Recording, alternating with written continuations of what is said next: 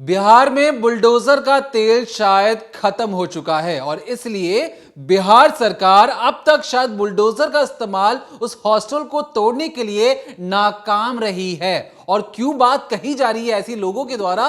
क्योंकि बिहार की राजधानी में पटना में सीना ताने ये हॉस्टल आज भी, जब हम इस वीडियो को रिकॉर्ड कर रहे हैं, आज भी खड़ा है। दावे ये किए गए कि घोटाले के पैसे से तमाम तरीकों से गलत काम करके इस हॉस्टल की दीवारों को खड़ा किया गया और इस हॉस्टल की बंद दीवारों के अंदर जो कहानियां निकलकर सामने आई हैं वो किसी से छिपी नहीं है। और आज इतने दिन बीत जाने के बाद भी अब तक कोई ठोस कार्रवाई नहीं हुई है। पटना नीट मामले में आज जो भी नए अपडेट्स होंगे इस डिकोडिंग क्राइम के जरिए बताएंगे और बताएंगे कि बिहार पुलिस ने उस सीना ताने हॉस्टल के ऊपर बहुत बड़ी अपडेट दी और कहा एक टाइम फ्रेम सेट कर रखा है। हम बताएंगे कि उन्होंने लोगों को और खास तौर पर लड़की के परिवार को कौन सी नई डेडलाइन पेश की है। लेकिन उससे पहले हमें शर्म आ रही है। शर्म इस बात की कि हम आपको इसके आगे की एक नेताजी की बाइट कैसे सुनाए, क्योंकि नेताजी का मानना यह है कि खूबसूरत लड़कियां का जो रेप होता है वो बड़े आराम से हो जाता है। लड़कियां खूबसूरत दिखती हैं इसलिए उनका रेप इतने आराम से हो जाता है। बाद में उन्होंने सफाई भी पेश की है। लेकिन पहले सुनिए कि जिस नेता को वोट करने के बाद अपने हाथों में इंक लगाकर तस्वीर खिंचवाते हैं उन नेता की बोली कैसी है। रेप की थ्योरी ये है कि कोई भी कैसी भी दिमाग का आदमी रस्ते में जा रहा है, उसे खूबसूरत अगर लड़की दिखी, सुंदर, अति सुंदर, तो उसका ब्रेन है वो इधर वो विचलित हो सकता है, तो रेप हो सकता है। तो सुना आपने, नेताजी का नाम है फूल सिंह और ये कांग्रेस के नेता हैं और दावा ये कर रहे हैं कि देखिए जो लड़कियां खूबसूरत नहीं होती हैं उनका भी रेप हो जाता है, लेकिन खूबसूरत लड़कियों का जो रेप का जो चीजें हैं वो ज्यादा तादाद में होती है।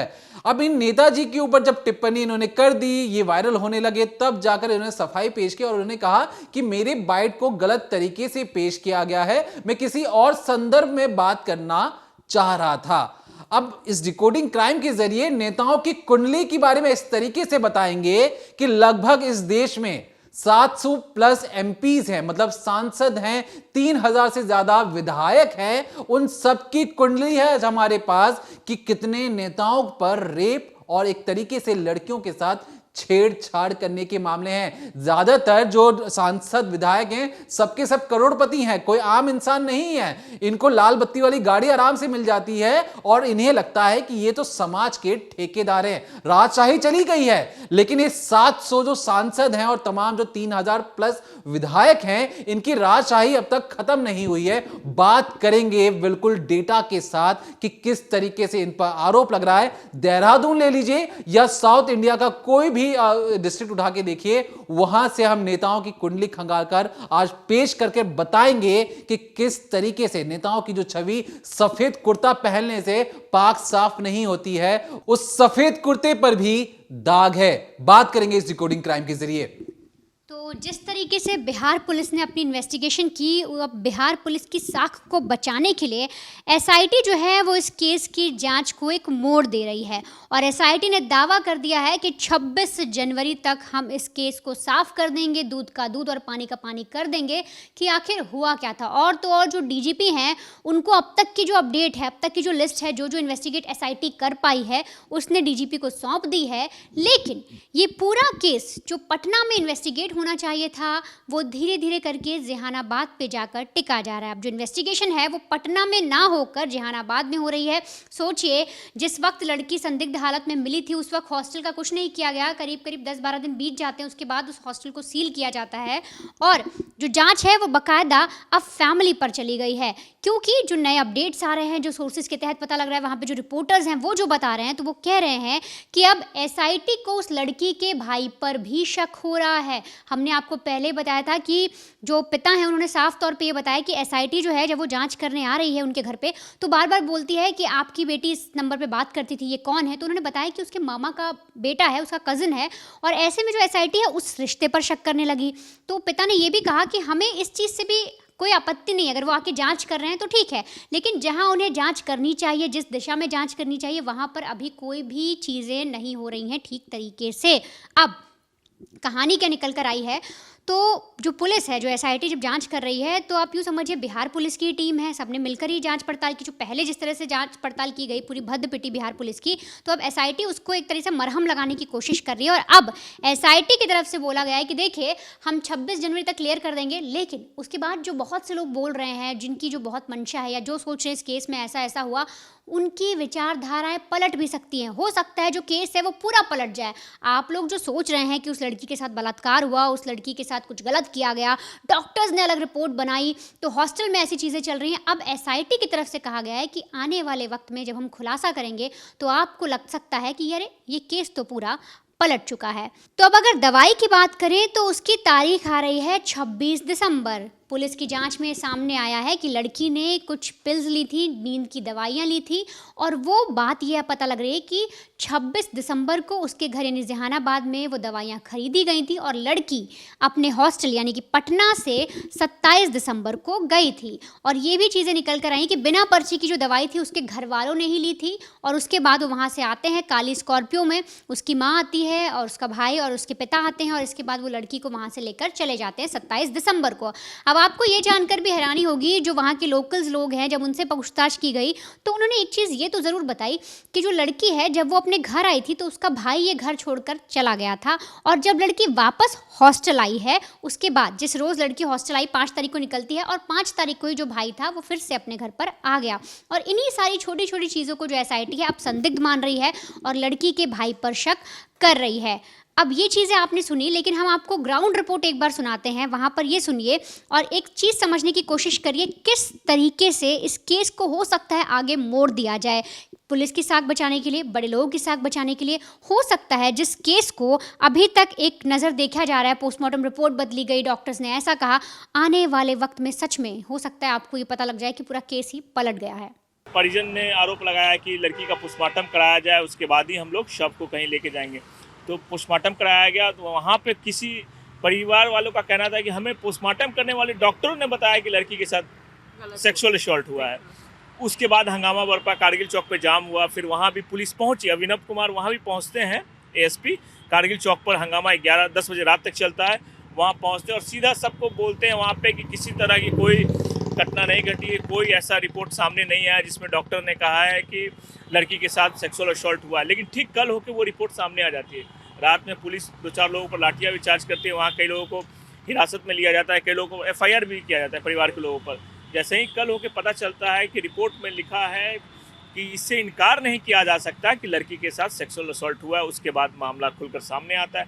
फिर एसएसपी कहते हैं कि हाँ रिपोर्ट के हिसाब से तो लग रहा है, लेकिन हम लोग एम्स भेज रहे हैं।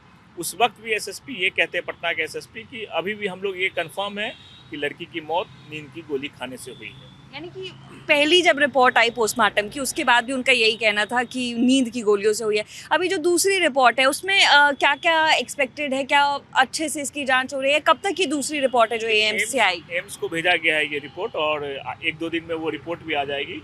और एफएसएल की मेन रिपोर्ट जो है उसमें समय लगता है। एफएसएल की रिपोर्ट में डीएनए की रिपोर्ट भी शामिल है, और डीएनए की रिपोर्ट 1-2 दिन में वो भी आ जाएगी। तो दोनों रिपोर्ट आने के बाद पुलिस प्रेस कॉन्फ्रेंस भी करने वाली है। कल जब हमने बात की एसएसपी से, आईजी से भी हमने बात की, जो एसआईटी जिन्होंने गठित किया था उन्होंने भी कहा कि बहुत जल्द खुलासा हो जाएगा।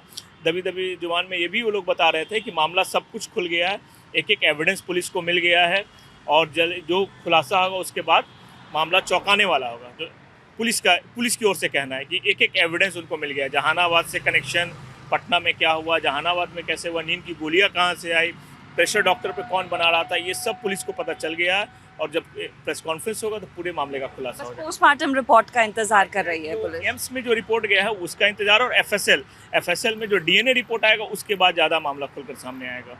तो सुना आपने, ये जो वहाँ के रिपोर्टर्स हैं, जो आज तक के रिपोर्टर्स हैं, जिन्होंने वहाँ पे प्रॉपर इन्वेस्टिगेशन की है, लोगों से जाकर पूछा है, वो बता रहे हैं, उनके परिवार से जिन्होंने बातचीत की है वो ऑन कैमरा बता रहे हैं कि देखिए पुलिस ने जब कुछ भी उन्हें नहीं पता था, उन्होंने पहली मेडिकल रिपोर्ट आई उसके आधार पे कह दिया, और लोगों को जा जाकर बता रहे थे पुलिस वाले। वो कह रहे थे कि देखिए ऐसा कोई मैटर नहीं है, नींद की गोली से ही लड़की की मौत हुई है, कुछ भी ऐसा नहीं हुआ। यहाँ तक कि पोस्टमार्टम रिपोर्ट आ जाने के बाद भी खुद को बचाने के लिए कुछ पुलिस वाले इस तरीके का रवैया अपना रहे थे।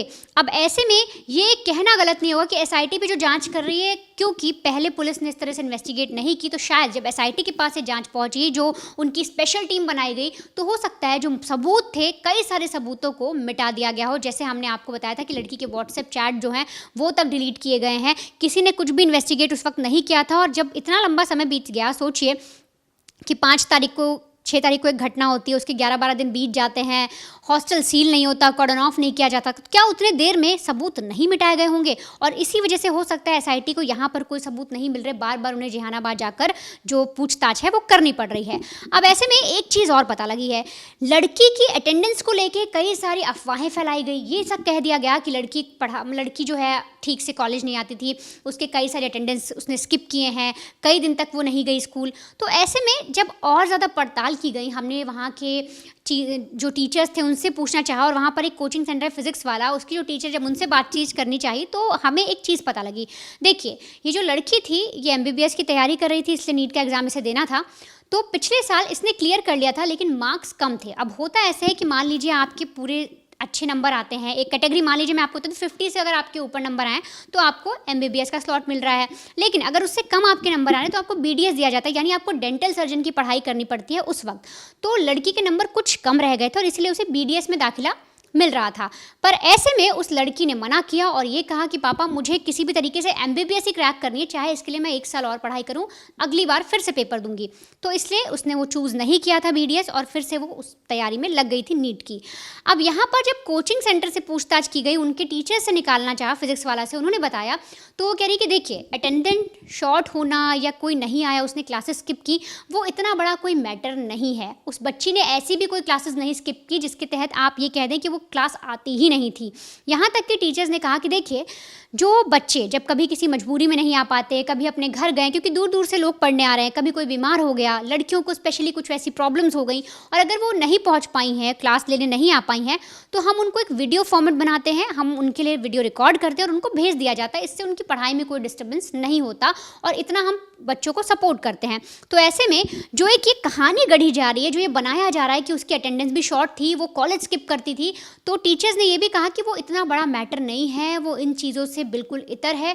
कई सारे ऐसे बच्चे हैं जो कई बार कॉलेज बंक भी करते हैं, नहीं भी आते हैं, और उनको उनका जो पढ़ाई है वो आगे करते भी रहते हैं। तो आप ये देखिए कि जब नीट स्टूडेंट के बारे में हमने बात करनी शुरू की, क्राइम तक पे आपने तमाम तरीके के एपिसोड्स देखे होंगे, जब हमने आपको एक एक सच बताने की कोशिश की तो हर तरह की खबरें आने लगी, और लड़की पर ये तक चीज़ें आ गई। आपने कई अगर आर्टिकल्स देखेंगे तो लिखा गया है कि लड़की के भाई पर शक किया जा रहा है, साथ ही साथ लड़की कॉलेज नहीं जाती थी, वो अटेंडेंस की बहुत कम है।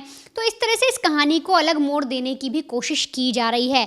अब आपको ये समझना होगा, ये सारी अपडेट आपने जान ली, लेकिन आपको समझना होगा कि कैसे पुलिस, जो बिहार पुलिस है, जो एसआईटी है, उसने डेडलाइन तय कर दी है, और आखिर वो कौन कौन से नेता हैं जो इसमें लिप्त हैं, क्या हॉस्टल में सच में ऐसे कांड होते हैं, और तो और जो पॉलिटिक्स है, यूँ समझिए जो राजनीति है, जो बड़े बड़े नेता हैं, वो सिर्फ एक पार्टी नहीं, हम बीजेपी की बात नहीं करें, आप कांग्रेस ले लीजिए, सपा ले लीजिए, कोई भी आप पार्टी अगर ले लेंगे, हर एक पार्टी में आपको ऐसे जो दागदार नेता हैं वो बखूबी देखने को मिलेंगे। और ऐसे में आपको कुलदीप सेनगर का ये हंसता हुआ चेहरा तो याद ही होगा। अब आप आगे समझिए किस तरह से राजनीति को इन लोगों ने गंदा किया हुआ है, और जब इनके गंदे हाथ लड़कियों पर पड़ते हैं तो सोचिए किस तरह से जो पुलिस के लोग हैं ना, खाकी वर्दी के, वो इनके आगे नतमस्तक हो जाते हैं। देखिए, इस पूरे केस में अगर जो आपको अब तक समझ में आ चुका होगा कि पुलिस ने बार बार तो डेडलाइन तो पेश कर दी कि भैया हम 26 जनवरी 2026 तक हम मिसाल कायम कर देंगे, केस को पलट देंगे, जो लोगों को लग रहा है वैसा बिल्कुल नहीं होगा।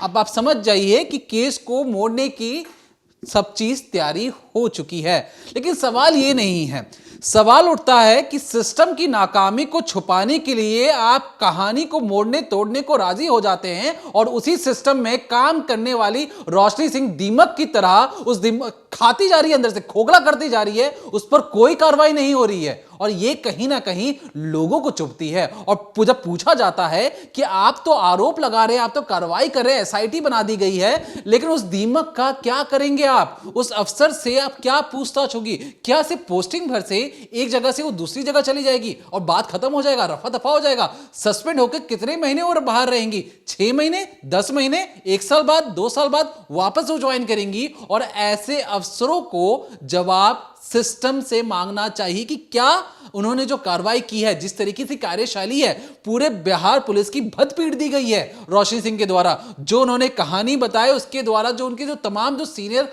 ऑफिसर्स थे, बिना वेरीफाई किए हुए हर एक चीज को मानते हुए चले जाते हैं। तो दुख होता है। अब जब बिहार पुलिस अब कह रही है कि कहानी बदलने वाली है, टर्न एंड ट्विस्ट है, तो हमने आपको पहले भी कहा था, शिल्पी गौतम केस याद रखिएगा। बिहार पुलिस ने उस वक्त भी कहा था, आज भी अनसुलझा है। उसमें भी जो उन्होंने कहानी बताई कि देखिए नॉर्मल केस है, हत्या हो गई है, मर्डर हो गया है, जो उन्होंने कहानी बताई, एक और कहानी निकलकर सामने आई थी और डिट्टो यही कहानी, इसमें भी यही सारी चीजें चल रही हैं। अब बिहार पुलिस ने तो डेडलाइन पेश कर दी है। लोगों का यह कहना है, खास तौर पर जहानाबाद की जो मुखिया है, तमाम जो गांव वाले का यह कहना है कि हमारे तमाम नुमाइंदे आज सत्ता में हैं, मंत्री बने हुए हैं, लेकिन कोई भी ठोस कार्रवाई नहीं हो रही है। ऐसे में जहानाबाद के लोग खुद उस हॉस्टल के आसपास जाएंगे और उस हॉस्टल को तोड़ देंगे, क्योंकि उनका मानना है कि बुलडोजर का तेल शायद बिहार सरकार का खत्म हो गया है और इसलिए उस कार्रवाई से वो बच रहे हैं। अब यहां पर आपके लिए जानना यह जरूरी है कि जो पटना नीट मामला था, हमने आपको समझाने की कोशिश की कि असल में इस वक्त ग्राउंड पे जो चीजें चल रही थी, हमने हूबहू आपके सामने पेश कर दिया है। लेकिन जैसा कि मैंने आपको शुरुआत में एक वीडियो दिखाया नेताजी का, फूल सिंह का, कांग्रेस के नेता हैं। अब इसमें लोग हमें ये कह सकते हैं कि आप कांग्रेस के हैं, आप बीजेपी के हैं, तो बिल्कुल ऐसा नहीं है। आप हमारे पिछले वीडियोस आके देखेंगे, आपको समझ में आ जाएगा। हमने उन सारे नेताओं की पोल खोली है जिन्होंने गलत तरीके से कुछ भी आकर ऑन कैमरा कुछ भी चीज ऐसे बताने की कोशिश की है। अब इस संदर्भ में जब हमने जांच पड़ताल की, जैसा वनिता ने आपको दिखाया, कुलदीप सिंह सेंगर नहीं छुपा है कि किस तरीके से उस बिटिया का उन्होंने भगाकर मौत की घाट उतारकर रेप की जो तमाम आरोप लगे हैं वो किसी से नहीं छुपे हैं। रवन्ना वाला जो केस है साउथ का, वो भी आपको पता होगा, वहां पे 50 से 100 लड़कियों के साथ रेप के वीडियोस बनाए गए हैं। एक केस आपको ये अंकिता भंडारी का केस ले लीजिए, उत्तराखंड वाला, वो भी किसी से नहीं छुपा। वहां पे तो एस्कॉर्ट सर्विसेज की बात हो रही थी। तो आप उत्तराखंड ले लीजिए, यूपी ले लीजिए या साउथ ले लीजिए, बिहार ले लीजिए, कहीं भी आप जाएंगे आपको सफेद कुर्ते पहने वाले लोग जो थे, किस तरीके से उन्होंने अपनी छवि का इस्तेमाल किया, अपने पावर का गलत इस्तेमाल कर एक तरीके से लड़कियों को छेड़छाड़ किया, उनकी इज्जत के साथ खिलवाड़ किया। जब हम इस चीज पर जांच पड़ताल कर रहे थे तो कहते हैं कि हमाम में सबके हाथ गंदे होते हैं। और इस तरीके से जब हमने जांच की तो हमने पता लगाने की कोशिश की, देखिए जो सांसद हैं, जो सिटिंग एमपीज होते हैं, लोकसभा राज्यसभा, 2 हाउसेस होते हैं हमारे देश में जो सेंट्रल लेवल पर, तो उसमें लगभग 755 सिटिंग एमपीज हैं, मतलब सांसद हैं, और 28 राज्य और 8 यूनियन टेरिटरीज में 3938 विधायक हैं। 90% के आसपास तो ये सब करोड़पति हैं, 10% ही जो होंगे जो करोड़पति नहीं होंगे। अब यहां पर जो हम डाटा जो आपके सामने पेश कर रहे हैं वो हलफनामा है। जब वो चुनाव लड़ने जाते हैं तो चुनाव आयोग को बताते हैं कि देखिए हम पर तो ये फलाने मामला दर्ज है। तो उसके आधार पर जब हमने जांच पड़ताल की तो हमें पता लगा कि 16 सांसद जो ऐसे हैं जिन्होंने खुद ने माना है कि उन पर रेप जैसे मामले दर्ज हैं। 135 ऐसे विधायक हैं जिन पर ये सारे आरोप लगे हैं। रेप के सेक्शन लगे हैं 376। इसमें 2 सांसद और 14 एमएलए को तो एक तरीके से इन पर आरोप सिद्ध भी हो चुके हैं। अब जिन पर आरोप सिद्ध नहीं हुए, बाकी जो मामले हैं वो किस तरीके के मामले हैं? एसिड अटैक करने के, मोलेस्टेशन और सेक्सुअल हैरेसमेंट करने के। रेप तो छोड़ दीजिए, रेप तो हो गया, उसके अलावा भी जो चीजें हैं वो किस तरीके के हैं? असॉल्ट विद इंटेंट टू डिसरोब, मतलब आप एक तरीके से उसे मारने के इरादे से उसे असॉल्ट करने की कोशिश कर रहे थे। माइनर्स की ट्रैफिकिंग करना प्रोस्टिट्यूशन के लिए, ये जो सफ़ेद कुर्ते वाले जो आपको दिखते होंगे उन पर ये आरोप है, किसी क्रिमिनल पर नहीं है। अब ये आप इन्हें वोट देने जाते हैं, इंक लगा के आप लोगों को दिखाते हैं कि मैंने वोट दिया है उस नेता को, फलाने नेता को, तो उन नेताओं की एक छवि जाकर ज़्यादा टाइम नहीं लगता है। आप अपने नेताओं के बारे में जान सकते हैं, पढ़ सकते हैं। जो वोट करने जाते हैं तो सोच लीजिए, जब कुछ नेता ये कहें कि खूबसूरत लड़कियाँ होती हैं इसलिए उनका रेप होता है, तो सोचिए जब आप वोट देने जाते हैं तो आपके घर में बेटी, बीवी, माँ, हर कोई होता है। जो बेटियां भी वोट करने जाती हैं, जो वोट करने से पहले अपने नेता के बारे में, जो लोकल नेता है, जो विधायक है, सांसद है, उन्हें आप क्यों वोट करेंगे। तमाम चीज़ों से आज हर एक चीज़ ऑनलाइन आपके हाथ में मौजूद है। अब उसके बाद भी अगर इंसान जाकर वोट करता है, उन्हें अपना नुमाइंदा चूज करता है, तो ये लोगों पर भी सवाल है कि वो अपना नेता कैसा चुन रहे हैं। जैसा आप नेता चुनेंगे वैसा आपका देश बनेगा। क्यों हम ऐसा देश नहीं बना सकते कि जो लड़कियां होती हैं वो सिर्फ नेल पॉलिश लगाए अपने हाथों में, उन्हीं हाथों से उन रेपिस्ट की आंखों में अगर उंगली डाल के वो आंखें निकाल लें, तो ये कोई गलत काम नहीं होगा। ये जो सिर्फ और सारी जो चीजें होती हैं, जो मुंह है वो चिल्लाने के लिए, चिल्ला चिल्ला के बताइए। क्यों अब नजरें झुका के लड़कियां चलेंगी? नजरें उठा के चलिए, आंखों में आंखें डालकर बताइए कि तुम गलत हो, चाहे वो नेता हो या कोई भी हो, चाहे ऑफिस का बॉस हो। लेकिन ये जो उंगलियां होती हैं कि लड़कियां सॉफ्ट होती हैं, लड़कियां कमजोर होती हैं, इस कमजोरी को निकाल के फेंक दीजिए। क्योंकि हमारे देश में शक्ति कौन है? शक्ति को परिभाषा अगर करेंगे तो मां दुर्गा का माना गया रूप। अब उन्हीं को कह देते कि कमजोर है, उनका शोषण हो रहा है। जब ये अपने रौद्र रूप में आएंगी तो इन सबको पीछे हटना पड़ेगा और वक्त आ चुका है। पटना नीट मामले में जिस तरीके से हॉस्टल से जो तमाम उस शहर की हर एक छोटी बात निकल कर नेशनल मीडिया तक सामने आई कि किस तरीके से लड़कियों को एक स्टेट से दूसरे स्टेट में बेचा जा रहा है, और हर किसी को पता है, पुलिस को पता है, नेताओं को पता है, लेकिन हर चीज आराम से चली रही है, पैसा आ रहा है, गरीब लड़कियां हैं, कहां मुंह खोलेंगी। लेकिन यहां पर जरूरत है एक ऐसे एसएसपी की, एक ऐसे कप्तान की जो शहर को अच्छे तरीके से संभाले और जीरो टॉलरेंस रखे क्राइम के लिए। क्योंकि एक छोटा मोटा क्राइम जो समझकर जो छोड़ दिया जाता है, रोशनी सिंह जैसे जो एसआई जो सब इंस्पेक्टर बनकर उस इलाके में घूमते हैं, छोटे मोटे केस के जरिए रफा दफा करने की जो कोशिश करती हैं। अब दावा यह किया जा रहा है सिस्टम में, सोचिए खामियां किस तरीके से। पुलिस ये भी छानबीन कर रही है कि अगले 3 दिन तक क्यों किसी को नहीं बताएगा, क्यों एफआईआर दर्ज नहीं करवाई गई। अपनी नाकामी सिस्टम छिपाने के लिए दूसरों पर मर देना बहुत आसान होता है। और जो एसपी, एसएसपी, एएसपी, इंस्पेक्टर है, इन पर सख्त से सख्त कार्रवाई होनी चाहिए। क्यों? एक बच्ची की जब जान चली गई है, इंतजार कर रहे थे क्या ये लोग? जब सब कुछ हो गया उसके बाद हम एक्शन मोड में आएंगे। तो एक तरीके से सवाल तो जरूर खड़े करता है सिस्टम पर और बिहार पुलिस की कार्यशैली पर।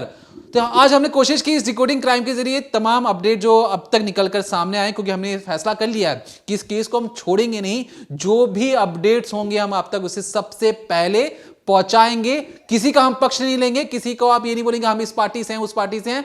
हम लोगों के हक में बात करने के लिए आते हैं और इसलिए हमें लगा कि आपके साथ हर एक अपडेट साझा करने की जरूरत है। और इसलिए इस डिकोडिंग क्राइम के जरिए आज हमने पटना नीट मामले में जो भी अपडेट थे, चाहे सही हो गलत हो, आप तक पहुंचाने की कोशिश की है। तो लेकिन फिलहाल के लिए देखते रहिए Decoding Crime, Monday to Friday शाम 7:30 बजे ओनली ऑन क्राइम तक।